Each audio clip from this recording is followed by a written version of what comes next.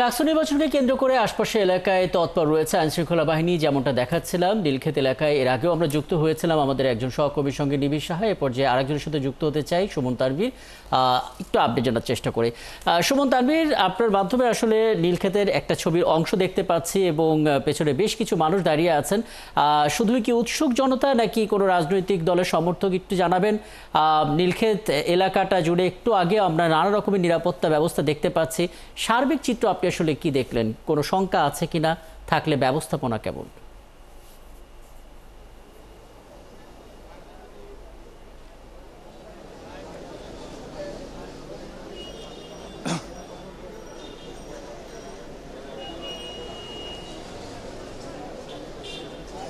দেখেন, ঢাকা বিশ্ববিদ্যালয়ের কেন্দ্রীয় সংসদ নির্বাচন, যে নির্বাচনে আসলে প্রতিদ্বন্দ্বিতা করে যারা আসলে নির্বাচিত হবেন, তারা কিন্তু ঢাকা বিশ্ববিদ্যালয়ের শিক্ষার্থীদের স্বার্থ সংশ্লিষ্ট যে বিষয়গুলো সেইগুলোই শুধু দেখভাল করবেন। এবং এই নির্বাচন ঘিরে এই যে আমার চারপাশে যে মানুষগুলো দেখছেন এবং এই বিশ্ববিদ্যালয়ের যে গেটগুলো আছে সেখানেও অনেক মানুষ জড়ো হয়েছে। আসলে তাদের স্বার্থের জায়গা কোনগুলো সেটা নিশ্চয়ই আমরা তাদের কাছ থেকেই শুনতে পাবো। একটু বলবেন, রাত অনেক হয়েছে, আমরা আমাদের কর্মের তাগিদে এখানে আছি, পুলিশের কর্মের তাগিদে আছে, আপনারা কোন তাগিদে এখানে আছেন?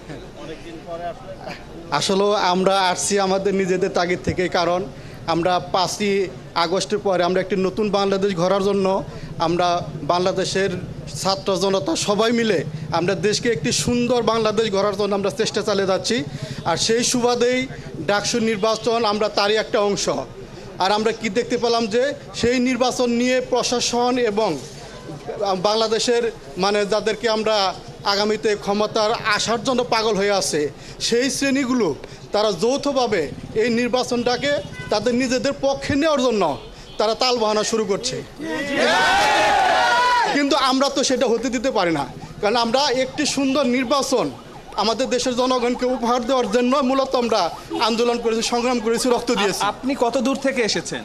আমি আসছি দক্ষিণাঞ্চল থেকে, পিরোজপুর জেলা মঠবাড়িয়া উপজেলা থেকে। এই ডাকসু নির্বাচন উপলক্ষে এখানে আমি আসছি চিকিৎসার জন্য। জাস্ট আজকে সারা রাত্র রইলাম আর কি, যে একটা এতদিন পরে একটা নির্বাচন হয়েছে এবং নির্বাচনটা সুষ্ঠু হয়েছে। এই ফলাফলটা সবার সাথে শেয়ার করার জন্য, নিজে একটু উপভোগ করার জন্য এখানে উপস্থিত হয়েছি। আপনাদের জন্য আমরা সকাল থেকে রাত পর্যন্ত কষ্ট করছি, বাসায় বসে তো টেলিভিশনেও দেখতে পাচ্ছি। না না, তবে আপনাদের সাথে আমরাও শরিক হইলাম, যে আপনাদের কষ্টটা আমরা ভাগাভাগি করে।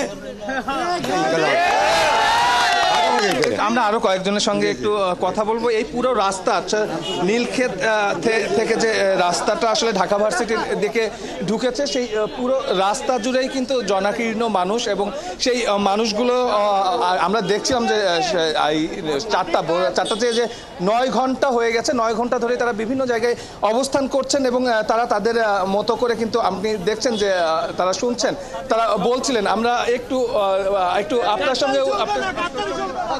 সঙ্গেও কথা বলবো। আপনি কিসের গাদ্দারি, কিসের গাদ্দারি? হ্যাঁ, মানে ওনারা কি গাদ্দারি? যে কোনো একটা চাচ্ছে, দেওয়া হবে না একটাও। কি চাচ্ছে একটু যদি পরিষ্কার করতেন, কে কি চাচ্ছে, আপনারা কি চাচ্ছেন? আপনারা বুঝতে পারবেন, কিছুক্ষণ পরে বুঝতে পারবেন। ভাই বলবেন, এত রাতে আপনারা সবাই এখানে আছেন, আমরা ফলাফলের অপেক্ষায় আছি, ফলাফল তো দিচ্ছে না। ফলাফল আপনারা কি প্রত্যাশা করছেন? কি ফলাফল প্রত্যাশা করছেন আপনারা? কোনো ফলাফল না, যে ফলাফল আসে ওই ফলাফলের অপেক্ষা করছি। আপনারা আপনি কত দূর থেকে এসেছেন ভাইয়া? আমার বাসা পাশেই আছে। 9 ঘন্টা দাঁড়িয়ে আছি ভাইয়া, 9 ঘন্টা। কিসের জন্য দাঁড়িয়ে আছেন? শুধু আমরা এখানে দাঁড়িয়ে আছি, আমরা শুধু এখানে হাজার হাজার লোক দাঁড়িয়ে আছে শুধু সাদিক কায়েমের জন্য। ঠিক আছে, এই ফলাফল নিয়ে নো নেগোসিয়েশন। যদি সাদিক ভাই না যেতে সেক্ষেত্রে সাদিক ভাই জিতবে।